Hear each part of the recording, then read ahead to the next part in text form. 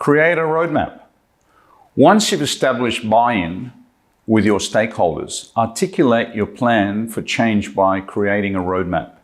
This is your documented strategy for implementing change and should identify where you're starting from, the steps you will take to arrive at your destination, and how you'll know you've been successful in facilitating change. As part of your roadmap, identify the scope and objective of the project, the resources and individuals required to execute your plan, and the budget needed for a successful rollout.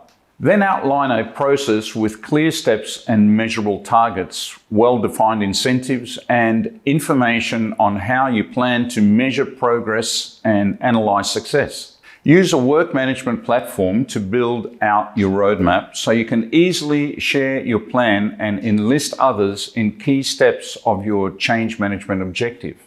Think about what parts of the plan can be delegated or shared with others in your organization to make the transition as smooth as possible.